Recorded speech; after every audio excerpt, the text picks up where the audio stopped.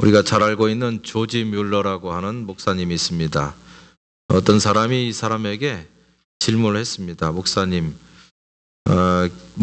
개인의 재산이 많은 것도 아니고 전혀 없는 상황에서 어떻게 그렇게 오랜 세월 동안에 수많은 고아를 돌볼 수가 있었습니까?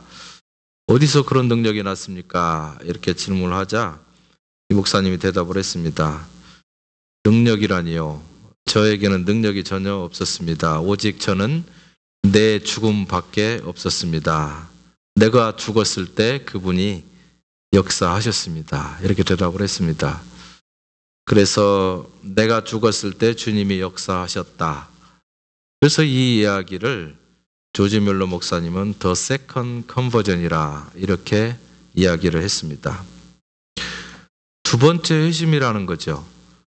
여기 다음 그림 나옵니까? 네. 첫 번째 The First Conversion은 언젠가 내가 처음 예수를 만나고 내가 하나님 앞에 회개했을 때 그때를 첫 번째 회심이라, 첫 번째 The First Conversion이라 이렇게 얘기를 하고, 두 번째 회심은 이제는 내가 예수 그리스도의 십자가 앞에 나를 내려놓고 나를 죽이고 성령의 인도하심과 이끌어가심을 따라서 살겠습니다. 그러한 그리스도인으로 살아가겠습니다라고 하는 자기 결단, 그것이 세컨드 컨버전이라 이렇게 얘기를 했습니다. 비슷한 개념으로 앤드류 머레이라고 하는 아프리카에서 유명한 영적 지도자가 있었는데 그분은 이 개념을 가리켜서 The Second Blessing이라 이렇게 표현했습니다. 첫 번째 블레싱은 언제입니까?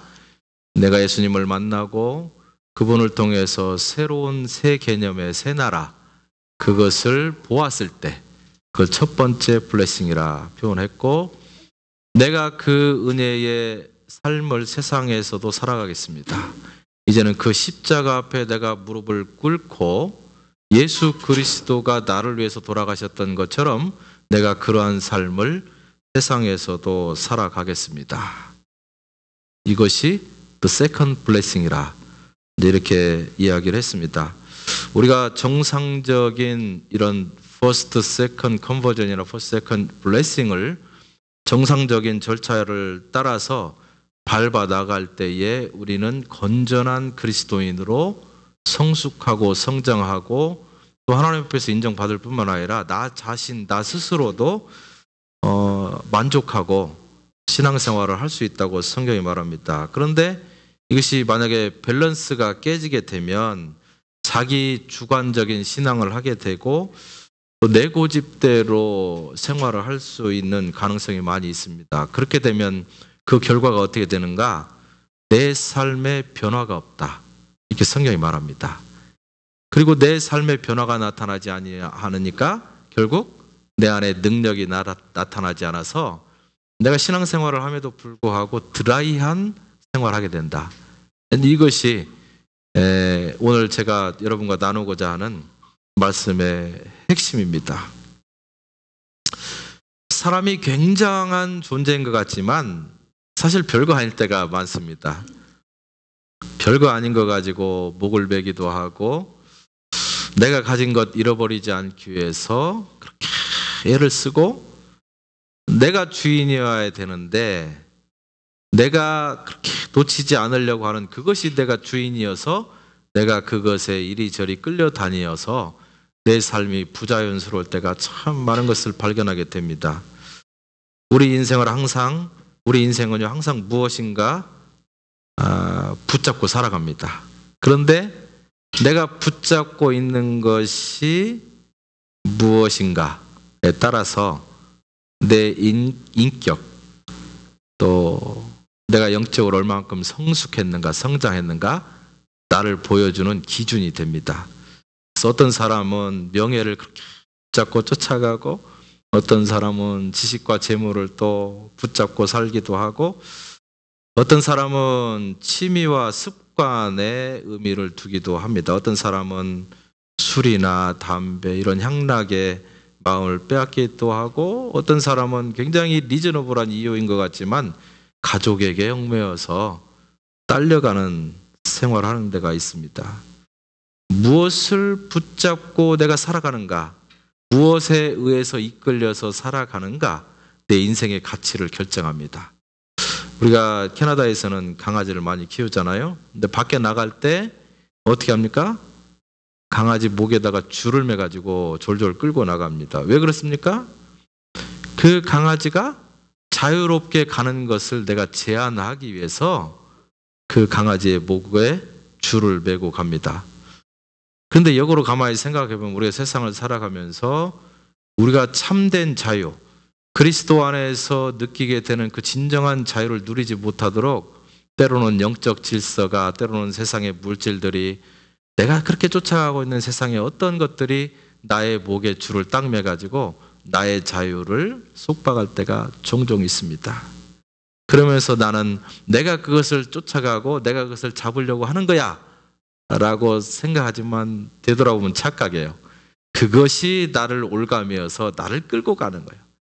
그래서 너무나 많은 자유로부터 나를 속박해서 이런 것들이 내 마음을 불편하게 하고 부자연스럽게 만드는 경우가 참 많이 있습니다. 여러분, 내 인생의 목줄은 어디에 매여 있고 또 누구에 매여 있는가에 따라서 저와 여러분의 삶은 그대로 드러납니다. 예수님께서 부활하신 것은 우리가 장차 앞으로 부활하실 것을, 그리고 그리스도의 몸처럼 변화될 것에 대한 예표였고 증거입니다.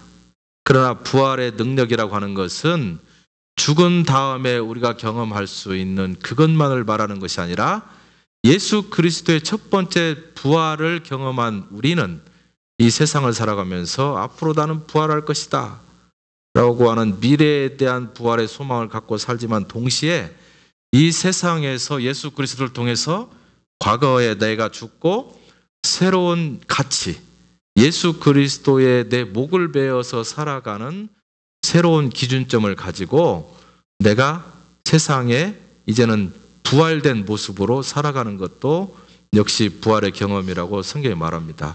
그러니까 부활이라고 하는 것은 죽었다가 내가 살아나는 경험, 그것이 부활이에요. 그러나 내 과거의 삶, 내가 어디엔가 매여서 끌려다녔던 그 삶이 죽고 내가 적극적으로 그리스도에게 매여서 그분에 의해서 살아가고 그분에 의해서 세상을 즐길 수 있는 또 다른 사람으로 태어났다면 그것은 저와 여러분이 이 세상 가운데서도 부활의 열매를 경험하는 것이다. 이제 성경이 그렇게 이야기를 합니다. 그런데 여러분, 구원을 받았다 할지라도 예수 믿고 처음에 the first conversion, the first blessing을 우리가 받았다 할지라도 나를 내려놓고 나를 부인하는, 자기를 내려놓은 일이 없으면 나는 거듭난 인생, 새로운 인생을 할 수 없다. 성경이 그렇게 말합니다. 얼마나 많은 그리스도인들이 교회를 다니고 나는 크리스찬입니다 라고 고백을 하지만 그러나 거듭나지 못한 삶을 사는지 몰라요. 나는 거듭났습니다. 예수 믿습니다. 맞는 말이에요. 그건 the first conversion이에요. 처음에 예수 그리스도를 만나서 나는 거듭났습니다. 그러나 성경에서 우리에게 끊임없이 요청하고 있는 것은 그것은 피의 복음이다. 하나님이 전적으로 나에게 주신 피의 복음을 통해서 너는 거듭날 수 있었던 것이다. 그러면 너는 너의 자발적인 의지와 결단에 따라서 두 번째 거듭남이 있어야 된다. 바로 물의 복음이죠. 내가 하나님 앞에서 이렇게 살겠습니다. 저렇게 살겠습니다. 결정하고 내가 그렇게 하나님 앞에 헌신하기로 말씀을 드린 다음에 그 말씀대로 살아가는 자기의 거듭난 삶. 네? 이것이 우리 가운데 있지 않으면 우리의 크리스찬이라고 하는 고백 그 자체만 가지고는 우리가 거듭난 삶이다 얘기할 수 없다는 거죠. 그러니까 옛사람이 살아서 그저 그 옛날의 습관대로 살아갑니다. 때로는 시기하기도 하고 누군가를 미워하고 어떤 사람 인정하지 않고 우리끼리 잘해보자 파장을 짓고 또 보면 혈기가 살고 분노하고 용서치 않는 마음들이 우리 가운데 녹아있을 때가 있어요. 하나님을 믿어야 되고 또 자기 욕망도 쫓아야 되고 하나님도 놓치기 싫고 내 과거도 놓치기 싫고 그래서 우리 그리스도인들 중에 예수 믿는 사람들 중에 정신질환을 앓거나 정신분열증을 경험할 수 있는 사람들이 굉장히 많다고 그래요. 왜 그런지 아세요? 이중인격을 가지고 우리가 살아가기 때문에 그런 거예요. 신앙인으로 살아갈 때는 거듭난 것처럼 살아야 됩니다. 그러나 세상에 살아갈 때는 여전히 나의 욕심이 나를 끌어가는 삶을 내가 버릴 수가 없습니다. 우리는 우리 마음 가운데 양심이라고 하는 게 있어요. 나의 잘못과 잘된 것을 판단하고 있는 기준이 우리 각 사람에게 있어요. 태어나면서부터 본능적으로 갖고 있는 하나님의 이미지가 우리 가운데 있어요. 그래서 한 방향으로 계속 가줘야 내가 해피한 거예요. 그런데 이쪽 방향도 가면서 놓지 않고 이쪽 방향도 욕심이 있고 양쪽을 딱 잡고 있으니까 다른 사람을 몰라요. 그러나 나는 나를 평가할 때 너 이중인격이다. 너 다중인격이다. 내 안에 네가 몇 명이나 있느냐. 나를 괴롭게 하는 거예요. 그래서 정상적이지 않은 사람은 그냥 지나갈 수 있으라. 지극히 정상적인 사람은 그 두 가지 생각이 내 머리를 왔다 갔다 할 때 정신분열을 일으키지 않고서는 살 수가 없다는 거예요. 네? 문제가 뭡니까? 왜 사람이 변하지 않는 것입니까? 왜 성장하지 않습니까? 갈라디아서 2장 20절에서는 아주 분명하고 명쾌하게 얘기합니다. 말씀을 한번 볼까요? 내가 그리스도와 함께 십자가에 못 박혔나니 그런즉 이제는 내가 산 것이 아니요 오직 내 안에 그리스도께서 사신 것이라. 내가 죽었더니 내 안에 그리스도가 살아나는 부활의 역사를 내가 경험하더라. 예수님이 돌아가시고 부활하셨던 그 사건이 내가 죽었더니 내가 그것을 경험하더라. 부활의 사건을 경험한 거죠. 그런즉 이제는 내가 산 것이 아니요 오직 내 안에 그리스도께서 사신 것이라. 예수 그리스도를 만나는 the first conversion이 있는 사람은 이제는 내가 더 이상 내 주관대로 살고 내 방식대로 살아가는 것이 아니라 예수 그리스도에 의해서 끌려가는 삶을 살아가는 것이다. 그러니까 과거는 과감하게 버려놓고 새로운 기준, 새로운 방향, 새로운 방식으로 세상을 살아갈 수밖에 없는 존재가 되었다. 이제 내가 육체 가운데 사는 것은 그럼에도 불구하고 나는 세상을 떠나지 아니하고 세상에 여전히 땅에 발을 붙이고 살아가요. 보세요. 이제 내가 육체 가운데 사는 것은 나를 사랑하사 나를 위하여 자기 몸을 버리신 하나님의 아들을 믿는 믿음 안에서 사는 것이라.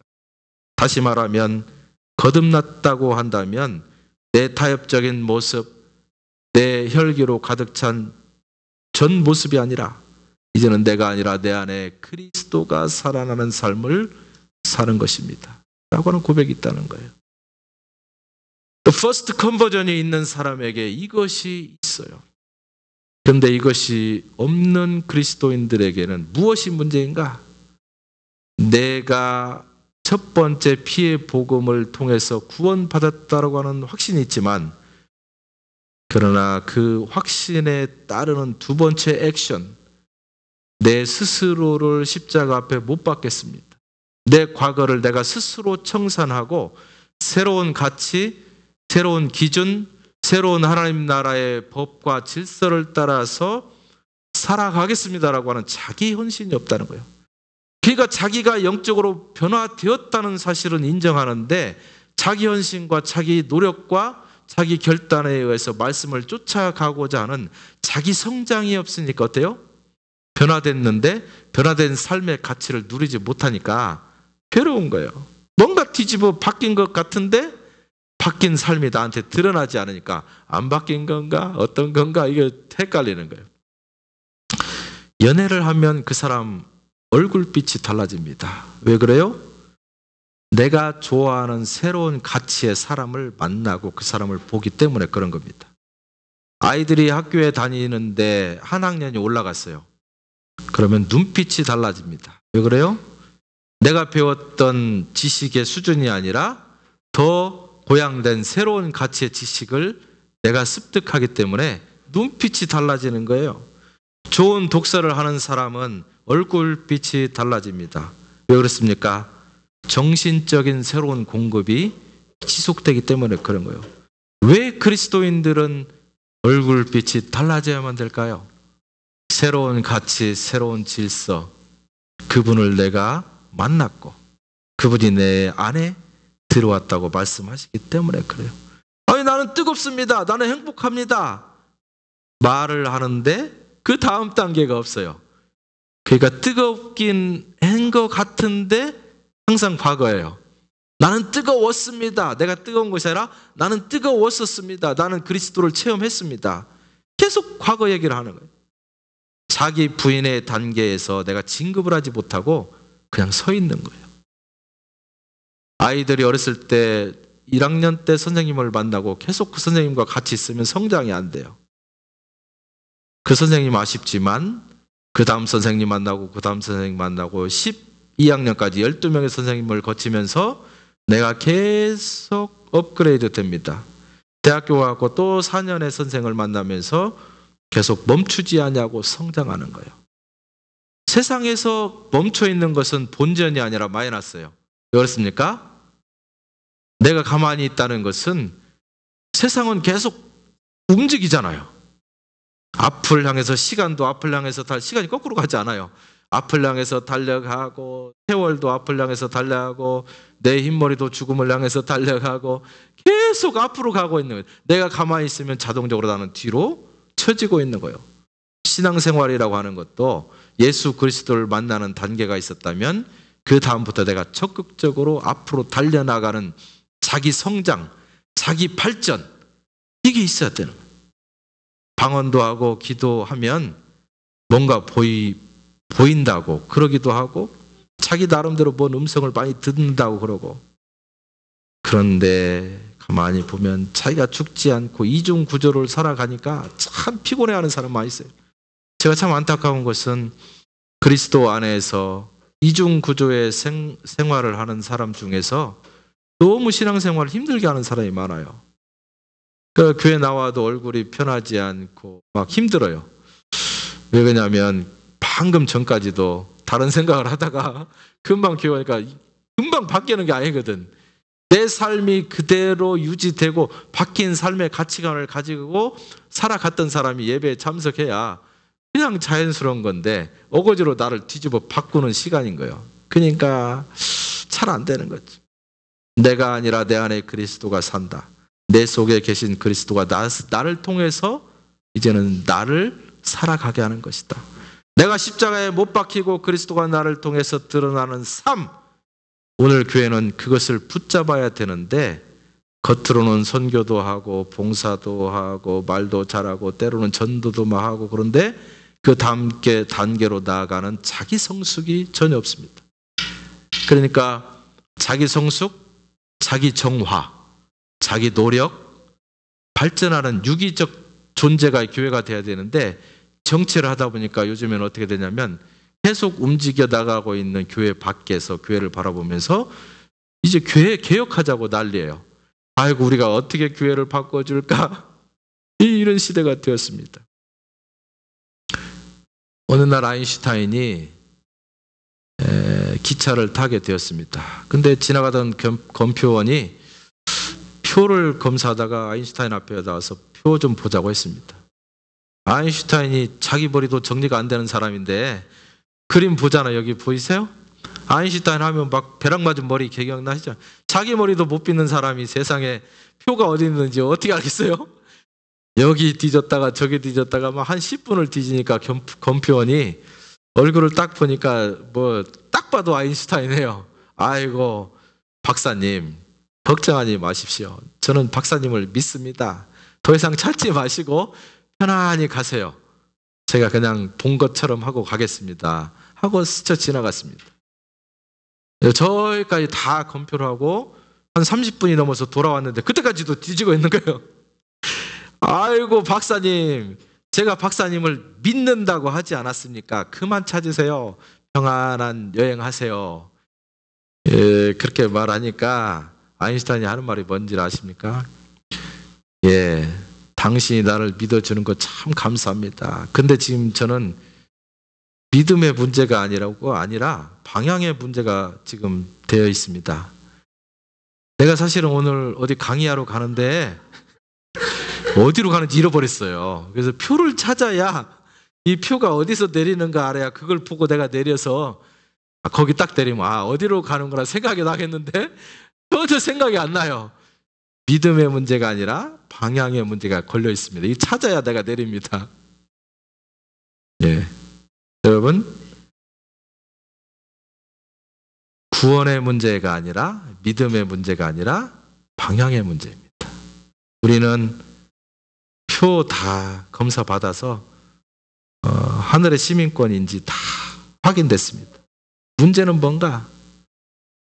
내가 지금 표는 받았는데 그 표를 어디다 놨는지 몰라가지고 내가 지금 천국을 가고 있는지 노스폴로 가고 있는지 남극을 향해 가는지 지옥을 향해서 가고 있는지 내가 표를 받긴 받았는데 이놈의 것이 나를 어디로 이끌어 가는지 알지 못해. 방향 감각이. 나는 구원 받았습니다. So what? 구원 받았다는데 그거 어쩌자는 거예요? 그 다음에 나는 구원 받았다는 생각만 하고 있는 거예요. 구원 받지 않은 사람이 교회에 왜 나옵니까? 교회 나온 사람 다 구원 받았어요. So what? 다음 구원 받았다면 그 다음 삶이 변화가 있는가? 왜 그렇습니까? 신앙생활이라고 하는 것은 구원 받는 것이 최종 목적이 아니라 구원 받는 것은 신앙생활의 첫 단계예요. 그 다음에 이 방향이 도대체 어디로 가야 되는가? 구원받은 백성으로서 나는 도대체 어떤 삶을 살고 어떤 인생을 내가 나아가야 되고 내 구원받은 사람으로서의 지금 목표가 어디냐? 방향이 설정이 돼야 되는데 그게 아니에요. 오늘 죽어도 천국 갑니까? 맞습니다. 저는 확실합니다. 그 해결되었습니다. 믿음의 문제가 해결되었지만 내가 어떻게 살아야 되는지, 뭘 해야 되는지, 삶의 비전과 삶의 방향은 내가 어떻게 찾아야 되는지, 지금 내가 가고 있는 것이 어디인지, 무엇을 위해서 가고 있는지, 주님은 나에게 어떤 사명을 주었는지, 그 사명을 내가 들었을 때 나는 어떻게 해야 되는 건지 감각이 구원 그 이후의 삶을 우리가 잃어버렸다는 거예요. 퍼스트 컨버전은 있었지만 거기에 대한 확신이 있었지만 그건 과거로 가버리고 지금 더 세컨드 컨버전, 나의 고백, 나의 헌신, 나의 열정, 나의 성장, 교회 생활을 통해서 내가 하나님의 백성의 수준으로 업그레이드 해야 된다라고 하는 예수 그리스도의 말씀에 내가 전혀 방언을 나가지 않고 있는 거예요. 나는 열심히 교회도 다닙니다. 충성 봉사도 하고 열심히 하려고 하는데 왜 계속 꼬이는지 모르겠어요. 열심히 안 해서가 아니라 그 문제가 아니에요. 내가 성장을 안 했기 때문에, 성장을 안 하고 있기 때문에. 그래서 성경에 뭐라? 성장해라. 그리스도의 장성한 분량에 이르기까지 성장해라. 야, 여러분 우리 수준이 어디냐면 그리스도의 장성한 그리스도의 수준이 아니라 그리스도의 장성한 분량에까지 이르라고 우리를 요청합니다. 이 보통 수준이겠어요? 그러니까 교회만 왔다 갔다 하면서 그냥 그렇게 해가지고 이게 될 일이 아니라 이거예요. 그래서 오늘 본문에서는 유월절과 무교절을 거친 그리스도인들이 유월절 첫 번째 컨버전, 피의 복음, 무교절, 예수 그리스도를 먹고 그분을 쫓아가게 살겠습니다. 누룩을 더 이상 탐하지 아니하고 누룩 뺀 말씀의 근거에 살아가겠습니다 라고 고백하는 사람들이 그 다음에 어떻게 되는가? 초실절로 나아가야 된다고 말하고 있습니다. 오늘 레위기 23장 9절에서 11절 보니까 여호와께서 모세에게 일러 가라사대 이스라엘 자손에게 고하여 이르라 너희는 내가 너희에게 주는 땅에 들어가서 너희의 곡물을 거둘 때에 너희의 곡물의 첫 이삭 한 단을 제사장에로 가져갈 것이요 제사장은 너희로 하여 그 단을 여호와 앞에 연납되도록 흔들되 안식일 이튿날에 흔들 것이며 이래 되어 있습니다. 가나안 땅에 들어간 이스라엘 백성들이 이제는 농사를 지었습니다. 농사를 지은 다음에 절대 먹지 말고 첫 이삭 한 움큼을 빌 때 그 첫 번째 것을 제사장에게로 가져가서 제사장은 그것을 받아서 하나님 앞에 흔들어서 요제로 제물로 드리라. 첫 이삭은 여호와께서 받음직한 그러한 것이다 얘기합니다. 다시 말하면 여호와 앞에 기쁘게 받으시도록 연락되도록 그렇게 하나님 앞에 흔들어서 요제로 드리라 이렇게 했습니다. 초실절이라고 하는 것은 처음 익은 열매를 하나님 앞에 드리는 절기입니다. 첫 곡식단은 하나님의 것이라고 하나님께서 말씀하셨기 때문에 그 첫 것을 드리는 거예요. 여러 개 중에 좋은 것을 드리는 개념이 아니라 무조건 가장 처음 나온 것을 드리는 거예요. 그래서 소재 얘기를 할 때 첫 번째 퍼스트 하베스트 그레인은 하나님 앞에 그냥 곡물로 드릴 수 있으나 향기로운 제물로는 태우지 마라 그랬죠.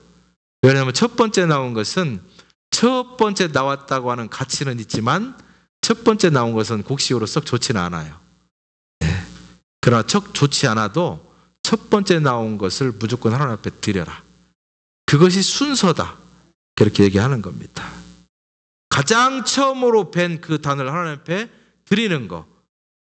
그것을 초실절이라 그렇게 얘기를 하는데 그러면 초실절이 갖고 있는 영적 의미가 무엇인가? 첫 번째는 그리스도가 부활의 첫 열매로 드려졌다는 것을 우리가 상기하도록 가르쳐주는 의미가 있습니다.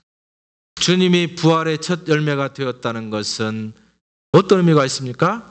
마지막 때에 주님께서 다시 재림할 때 모든 성도가 똑같이 변화된 육체로 부활할 것을 약속하는 보증입니다. 그래서 고린도전서 15장 20절 보니까 그러나 이제 그리스도께서 죽은 자 가운데서 다시 살아 잠자는 자들의 첫 열매가 되셨도다. 모두가 다 잠들었는데 예수님이 첫 부활체가 되셨어요. 여기서 첫 것이다, 첫 부활체가 되었다라고 하는 것은 그 다음에 따라오는 것이 있다라는 거예요. 그죠? 유일한 부활체이다 이렇게 얘기하면 두 번째 따라오는 부활이 있어요? 없어요? 없어요. 오직 하나밖에 없어요. 그런데 예수님은 유일한 부활체가 아니라 첫 부활체. 그래서 두 번째 따라오는 사람, 세 번째, 네 번째 계속 따라오는 것이 있는 첫 번째 포문을 열었다는 것을 우리가 기억해야 됩니다.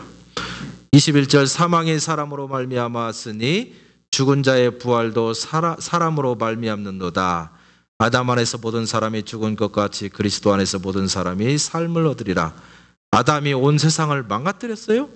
그러나 예수님은 십자가 부활을 통해서 모든 사람에게 회복과 희망을 주셨다는 겁니다. 23절 그러나 각각 자기 차례대로 되리니 이제 순서가 있다고 합니다. 먼저는 첫 열매에는 그리스도시요 다음에는 그리스도 강림하실 때 그에게 붙은 자요 그 후에는 나중이니 저가 모든 정사와 모든 권세와 능력을 멸하시고 나라를 하나님 아버지께 바칠 때라. 순서적으로 예수님이 첫 부활체이고 두 번째는 잠자는 자들이 일어나고 세 번째는 살아있는 자들이 죽지 아니하고 휴거할 것이라는 의미입니다. 이 세 가지 의미가 있어요. 예수님이 부활하셨고 미리 죽은 우리 성도들이 예수님과 함께 살아나고 그 다음에 살아있던 자들이 만약에 살아있는 상태에서 종말이 온다면 그대로 휴거될 것이다라고 하는 점차적인 그 구원 사회에 있어서 첫 번째 열매가 그리스도라고 하는 사실이에요. 예수님은 우리 부활의 첫 열매가 되셨다. 감사한 일입니다. 두 번째 의미는 뭔가? 그러니까 우리 자신도 부활의 첫 열매로 드려야 한다. 우리가 재림 때에 다 부활할 것입니다. 그러나 우리가 살아가는 현실적인 삶 속에서 부활의 열매로 우리가 드려질 수 있어야 된다는 요구가 바로 초실절에 있습니다. 예수님께서 부활하실 때에 주님의 부활이 우리에게 무엇을 가져오셨습니까? 부활의 보증이 됐지만 거듭남이라고 하는 것을 주셨어요. 자, 베드로전서 1장 3절 보겠습니다. 찬송하리로다 우리 주 예수 그리스도의 아버지 하나님이 그 많으신 긍휼대로 예수 그리스도의 죽은 자 가운데서 부활하심으로. 자, 그 다음 같이 읽겠습니다. 우리를 거듭나게 하사. 거기까지. 자, 그리스도가 부활하심으로 그것이 우리를 거듭나게 하사. 자, 주님의 부활은 우리에게 거듭남을 가져왔다고 했습니다. 그래서 제가 이 말씀을 하기 위해서 지금 초반부에 그렇게 장황하게 우리가 거듭나야 된다, 세컨드 컨버전이 있어야 된다라고 하는 것을 제가 얘기한 거예요. 이것이 근거입니다. 십자가가 우리의 죄사함의 문제를 해결한 근거가 되었던 것처럼 주님의 두 번째 사건, 그 부활은 우리가 거듭남의 근거다. Born again. 우리의 성품, 우리의 기질, 우리의 살아왔던 방식, 살아오면서 받았던 우리의 모든 상처들, 그 습득되어진 악한 습관들이 그리스도를 만난 다음에 바꾸어지고 변화되어지고 우리가 새 사람이 되는 거듭남의 변화를 체험하게 하는 것이 예수 그리스도의 부활이 우리에게 주시는 은혜라고 하는 거예요. 변화가 무엇인지 설명할 수 있습니까? 어때요? 여러분 자식 중에 연애하는 자식들 한번 바라보세요. 갑자기 남자애들은 막 샤워도 하고 빨래도 안 했는 놈들이 갑자기 빨래를 막 해서 다리에 입고, 여자애들은 막 빨간 옷을 막 입기 시작하고 향수를 막 머리에 부었죠? 왜? 변화가요, 변화. 누군가를 만났다는 것은 나의 삶의 변화를 일으킵니다. 오래 가지 않아서 문제지만 어쨌든 변화가 일어나요. 우리가 그분을 인격적으로 만나게 되면 어때요? 내 삶에 변화가 일어나요. 변화. 왜 그렇습니까? 그분은 거룩한 분이고 그분은 충만한 분이고 그분 자체는 우리와 다르기 때문에 나와 다른 분을 만나면 내 삶에 변화가 일어나는 거예요. 네. 그분이 내게 영향을 주기 시작하기 때문에 내가 바뀔 수밖에 없는 거예요. 변화가 됩니다. 네. 나는 지저분한 것 싫다. 나는 거룩한 것이 좋다. 나는 너의 시간이 통제되기를 원한다. 나는 너의 돈이 거룩한 곳에 사용되기를 원한다. 주님이 내 인격 속에 개입하시기 시작하기 때문에 하나님 예수 그리스도의 그 수많은 주문과 그분이 원하는 방식과 그분의 삶에 내가 맞추어서 내가 살아가고자 할 때 우리의 변화는 필연이라는 거예요. 변화를 내가 선택하는 것이 아니라 예수 그리스도를 만난 사람들에게 있어서 이 변화는 필연적인 것이다. 내가 변화가 되지 않는다면 나는 그분을 정면에서 만나고 있지 않은 거예요. 어떻게 하는 거예요? 짝사랑하고 그냥 저분을 사랑하는 방법도 모르고 저분이 나를 사랑했다고 하는 사실도 모르고 그냥 혼자서 애를 타는 거예요. 우리를 거듭나게 하사 산 소망이 있게 하시며, 그 다음 절이죠. 4절. 썩지 않고 더럽지 않고 취하지 아니하는 기업을 있게 하시나니 곧 너희를 위하여 하늘에 간직하신 것이라. 세상에 있는 희망은 자꾸 무너집니다. 그러나 이것은 산 소망이라고 했어요. 썩지 않고 쇠하지 않고 더러워지지 아니하는 유업을 우리에게 주었다. 우리 부모님이 돌아가시면서 우리에게 유산을 줄 것입니다. 재산을 주고 집을 막 주고, 근데 시간이 지나니까 재산이 막 사라져버리고 집도 낡아서 허물어지고 막 이래요. 왜 그렇습니까? 세상에서 우리가 얻는 유업은 아무리 좋아 보여도 시간이 지나면서 사라지거나 무너지고 허물어지는 유산이다. 그러나 하나님이 우리에게 주시는 그 유산은 날이 갈수록 빛이 나고 날이 갈수록 멋있어 보이고 소멸되지 아니하고 내가 세상을 떠나는 순간 그것이 나에게 현실로 다가오는 준비된 유산이라고 하는 사실이 차이가 있습니다. 점점 더 부유해지고 영광스러워지는 그 땅을 향해서 우리가 그 소망을 놓치지 않냐고 거기에 맞는 사람으로 나를 끊임없이 변화시켜 나아갈 때에 내가 세상을 떠나는 순간 나는 세상을 떠나서 사라져버리는 것이 아니라 세상으로부터 하나님의 나라로 무빙, 이사를 하게 되는 거예요. 이사. 우리 한국 사람들은 이사를 할 때 집을 어떻게 해요? 점점 더 키워서 가요. 키우는 재미 제대로 보는 사람이 한국 사람이에요. 점점 키워가지. 점점 줄여가는 사람은 별로 없어요. 예. 왜 그래요? 키우는 재미가 쏠쏠하니까. 하나님이 우리에게 그 하나님의 나라에 대한 소망을 주셨습니다. 그러면 하나님이 우리에게 보여주신 그 소망을 우리가 어떻게 해야 점점 키워야 돼요.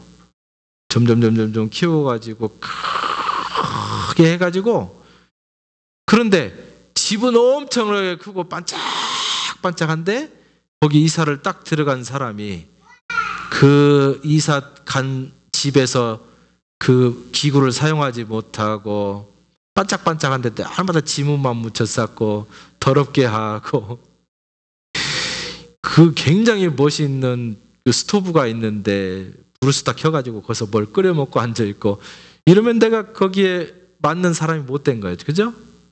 바로 그거예요. 그 하나님의 나라를 우리 가운데 보여주셨어요. 왜 먼저 보여주셨을까요? 소망을 가지고 그 나라에 맞는 합당한 사람으로 훈련 좀 해라 제발.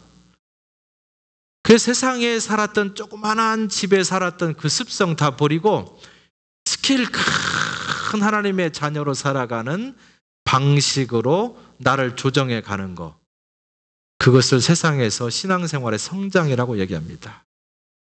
작은 가치관을 버리고 큰 가치관을 가지고 세상의 가치관을 내려놓고 하나님의 수준의 가치관을 갖는 거. 보통 일이겠습니까? 그래서 내가 세상에서 나는 하나님의 나라에 들어갑니다. 이거 누구나 할 수 있다는 거예요. 예수 그리스도를 고백하면. 그러나 들어가는 것이 문제가 아니라 거기에 들어가가지고 그 수준에 맞는 우아한 삶을 살기 위해서 세상에서 훈련하고 준비하는 거예요. 그래서 거기에 들어가는 이사 티켓을 받는 것은 구원의 첫 번째 단계, 그리고 구원의 서정으로부터 시작해서 구원의 완성의 단계, 그 여러 가지 단계 스테이지를 우리가 계속 겪으면서 그 하나님의 나라에 맞는 수준으로 우리 자신이 성장되는 거. 그래서 이삭하는 순간 맞아, 내가 그리워했던 그 나라, 내가 준비했던 그 나라 바로 이곳이야. 스토브는 어디에 있고 쓰레기통은 어디에 있고 다 알아야 되잖아요. 내가 그 나라를 그리워하고 소망하고 바라보면서 항상 잊지 않고 그랬던 그 나라 딱 가보니까 맞아, 내가 그랬던 그 나라야. 이래야 되는데 평생 내 과거 끊지 못하고 여기에 소망을 두다가 딱 가보니까 내가 생각한 거 좀 많이 다르네. 이러면 그때부터 훈련하려면 복잡하잖아요. 그렇잖아요? 네. 바로 그것입니다. 우리에게 주신 소망, 기업, 영원한 나라에 대한 축복은 줄어드는 것이 아니라 시간이 지나갈수록 우리 안에 더 풍성해진다. 왜 그렇습니까? 내가 점점 그 나라가 어떻다는 것을 깨달아 알기 때문에, 깨달아 아는 만큼 내가 성숙하고 성장하고 그 훈련을 하고 그 흉내를 내는 것이 세상에서 그리스도인으로 살아가는 우리의 방식입니다. 그래서 세상 하직하는 날, 윤수영 집사님이 이번에 가시면서 그 아버님에게 참 마음 아픈 것이 하나 있대요. 신앙생활을 계속 해왔는데 죽음에 대해서 그렇게 두려워한대요. 그러면서 안타깝다. 그 나라가 참 좋은 것일 텐데 왜 두려워하는지 모르겠다. 이런 생각이 든다고 그래요. 여러분, 왜 두려울까요? 거기에 맞는 생각을 키워가고 훈련하고 거기에 나를 조정하지 않았기 때문에 그런 거예요. 그 나라 참 좋다. 네, 말만 하지 마시고 정말 좋은 것을 말씀을 통해서 경험하고 그렇게 누리실 수 있기를 바랍니다. 그 나라 아무리 좋아도 또 오늘 가겠다고 막 덤비지 마세요. 오늘 교회 갔다 오더니 막 갑자기 천국 가겠다고 막 덤비고 이러면 제가 큰일 납니다. 사입이 났다고 또. 그 나라 참 좋지만 그러나 하나님이 더 훈련해라. 너 더 변화되어라라고 세상에 우리의 기회를 주신다면 감사합니다 하고 더 살아야 되죠. 영화하는 곳에 간직한 우리의 유업을 잊게 한다. 상속받도록 도와준다라는 말입니다. 근데 이것이 우리의 거듭남의 축복이라고 말합니다. 만약 우리가 the second conversion, 우리가 끊임없이 이제 물의 약속, 세례받으면서 내가 하나님 앞에 이렇게 헌신되지 살겠습니다라고 하는 나의 고백을 통해서 나를 변화시켜 나가고 끊임없이 거듭난 삶을 내가 만약에 살지 않는다면 우리는 어떻게 해요? 그 하나님의 나라에 대한 소망을 점점 상실하게 될 것이다. 잃어버리게 될 것이다. 예수 그리스도의 부활이 우리의 거듭남을 보증한다고 했습니다. 초실절의 첫 번째 열매인 예수 그리스도가 우리에게 보여주는 의미, 나도 세상을 살아가면서 그 첫 열매로 끊임없이 나를 변화시켜 나간다.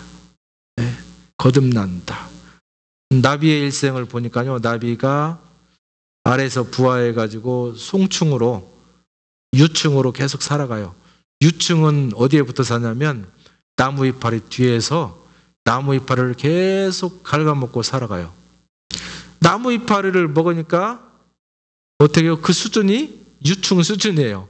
그런데 잔뜩 먹고 나가지고 아이고 이제 거듭나야지 하고 자기 몸을 막 뭘로 싸가지고 그 이파리 뒤에 딱 있어요. 그럼 그 안에서 자기가 거듭나는 이제 훈련을 하고 계속 참는 거예요. 인내하고 견디면서 과거를 잃어버리는 연습하고. 그런 시간이 지나면 거듭나서 촥 나오는데 옛날하고 유충하고는 완전히 달라요. 유충은 파란색인데 단색인데 호랑나비가 쫙 닿으면서 먹는 게 달라져요. 이파리를 뜯어먹던 것이 이제는 꽃에 들어와서 꽃에 있는 맛있는 향기 나는 그 꿀만 쪽쪽 빨아먹고 날아다니면서 온 세상을 바라보게 되는 그런 은혜를 경험하게 됩니다. 우리의 삶도 마찬가지죠. 이 세상에서 아무리 우리가 그 나라를 맛본다 해도 우리는 나뭇이파리를 먹는 수준의 삶을 살 수밖에 없어요. 그러나 그 유충이 그렇게 열심히 나뭇이파리를 먹는 것은 뭐예요? 내가 호랑나비가 되어야 되고 되을 수 있다라고 하는 거듭남에 대한 소망, 꿈, 비전이 있는 거예요. 세상이 힘들고 낭만스럽고 그래도 그 나라에 대한 비전을 가지고 여러분이 계속 나아가는 것입니다. 그러면 돼요. 오늘 시간이 좀 남으니까 재밌는 얘기를 제가 하나 더 하겠습니다. 여러분 김홍신 씨 잘 아시죠? 김홍신 씨는 인간시장이라고 하는 책 소설을 소설이죠? 써가지고 세상에 알려진 분이죠. 이분이 이제 한 8년 동안 또 국회의원으로 의정 활동을 하면서도 참 좋은 이미지를 받았던 사람이기도 합니다. 근데 이분이 쓴 인생 사용 설명서라고 하는 내용 중에 담배 끊는 얘기가 나옵니다. 근데 이분이 담배를 얼만큼 피웠냐면 이걸 또 쉬었어요. 37년 6개월 동안 담배를 피웠다 그래요. 근데 이 폐암의 위험이 있습니다. 아니면 간접적인 살인 행위입니다. 뭐 이런 얘기를 막 들을 때마다 끊어볼까? 뭐 이런 생각을 계속 했는데 글 쓰는 사람이 안 되죠. 글 쓰면서 막 고민하면서 막 오만상을 다 쓰면서 글 쓸 때는 하루에 3갑 내지 4갑을 피웠다 그래요. 제가 옛날에 한번 계산한 것을 들어봤더니 하루에 3갑 4갑을 피려면 10분 만에 하나씩을 꺼내야 돼요. 그럼 10분 만에 하나씩 꺼내는데 5분 동안을 펴야 되거든요. 그러면 5분 쉬었다가 또 꺼내고 5분 쉬었다가 또 꺼내요. 야, 담배 2갑 피는 사람하고 제가 한번 어디를 갔는데요. 아이들 노래하는 데를 갔어요. 노래 한 곡 끝나면 어디 갔어요. 다 그 피고 있어요. 그러면 들어오면 노래 절반 시작했어요. 그러면 절반 듣다가 또 나가서 또 피고 들어오면 또 절반 보고 그렇게 해도 2갑 반밖에 못 피더라고요. 제가 옆에 서 있는데 내 속이 막 답답해요. 하루 종일 근데 3갑 4갑 얼마나 담배를 좋아했던지 죽는 날에도 입에다가 담배를 물고 죽으리 이런 수필도 썼어요. 생각해 보세요. 야, 시체가 막 담배를 물고 있어요. 얼마나 끔찍합니까? 근데 그 시체가 담배 연기가 뻘뻘 나요. 아이고, 비참합니다. 예. 그 얼마나 담배를 좋아했으면 세상에 죽는 날까지도 담배를 묻고 죽으리. 그런데요, 이 사람 담배를 끊었어요. 어떻게 끊었느냐? 이분 스승이 이 사람에게 오지 말을 하나 한 거예요. 뭐라고 했는가? 쥐는 쥐약인 줄 알면 먹지 않는데 사람은 쥐약인 줄 알면서도 먹는다. 참 비참한 이야기입니다. 뜨거운 물체는 얼른 내려놓으면 되는데 그걸 붙잡고 어쩔 줄 몰라 하니 손이 타는구나. 한마디를 딱 했더니 그 말을 듣고 아주 자존심이 상해서 37년 6개월 동안 폈던 담배 이게 좀 좋다면 계속 피겠는데 무익하고 또 옆에서 다른 사람을 죽이는 일이고 또 쥐보다도 못한 얘기를 듣고 살자니 또 자존심 상하고 그래가지고 끊기로 결심을 했어요.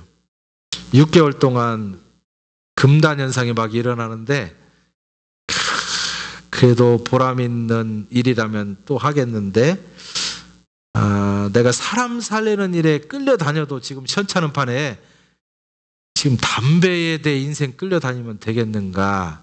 다른 사람에게 영향력을 주는 사람이 담배한테 목이 매여갖고 평생 살아오면 되겠는가 하는 생각이 들어서 결심을 작심해서 결국 끊었습니다. 근데 담배와 라이터를 6개월 동안 그 옆에다 눈에 보이는 데 놨어요.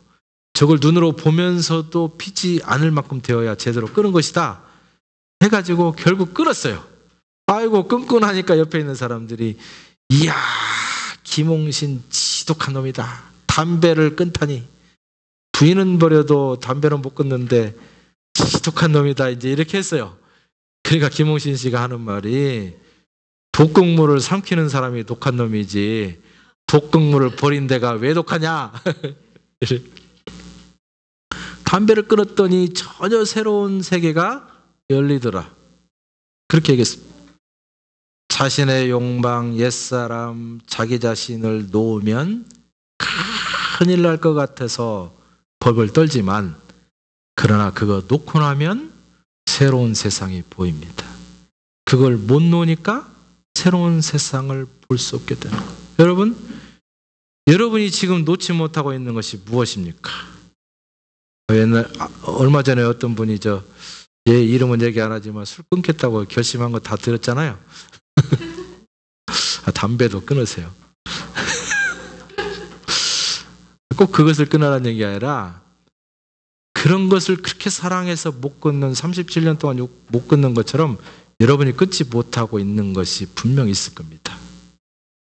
나의 자존심, 내 주관, 내가 목표로 삼고 있는 그 무엇, 내 가족, 내 자녀, 비즈니스, 내 남편, 다양한 것들이 그것만은 안 돼, 그것만은 안 돼. 그냥 다 잡고 있으면 나중에 온통 쓰레기예요, 집안이.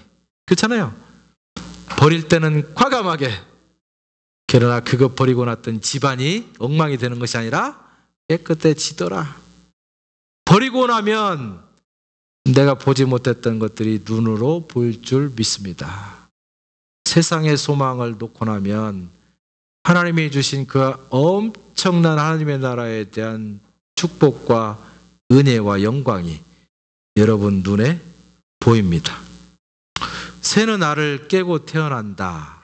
한 세계가 태어나려면 한 세계는 깨져야 된다. 데미안에서 헤르만 헤세가 한 얘기입니다. 한 세계가 깨져야 다음 세계가 보인다는 거예요.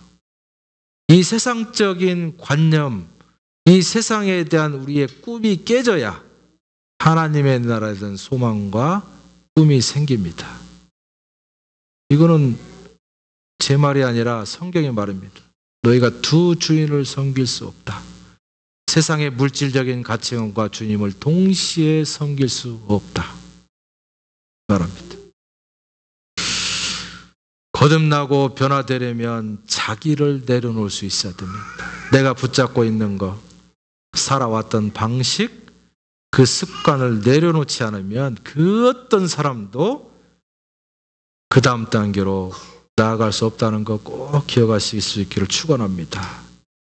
초실절의 은혜를 누린다는 것은 예수 그리스도의 부활을 통해서 내가 거듭나는 것을 경험하는 것입니다. 나 구원받았습니다. 나 천국 갑니다. 나 믿습니다. 이것이면 끝납니다. 여기에 머무르지 마시고 그 초보의 단계를 버리고 그 다음 단계로 거듭나셔서 하나님 나라에 합당한 하나 없는 하나님이 그냥 너무 반가워서 반기는 그러한 성숙된 하나님의 백성들로 거듭나시기를 축원합니다. 기도하겠습니다. 여러분 결단에 기도하실 수 있기를 바랍니다. 지금까지 내가 하나님 앞에서 살아가면서 구원받았다는 거, 성령을 한번 체험했다는 거, 과거에 얽매여서 내가 그런 사람이야라고 해왔습니다. 그러나 그것은 우리 신앙의 첫 번째 단계였다는 것을 제가 잊었었습니다. 그 다음 단계로 끊임없이 성숙할 수 있도록 도와주옵소서. 오늘 초실절의 은혜가 예수 그리스도의 부활의 역사가 나의 거듭남을 보증한다는 사실을 제가 믿습니다. 그 부활의 확신을 가지고 끊임없이 나를 변화시켜 나가게 하여 주옵소서. 여러분 기도하시기 바랍니다.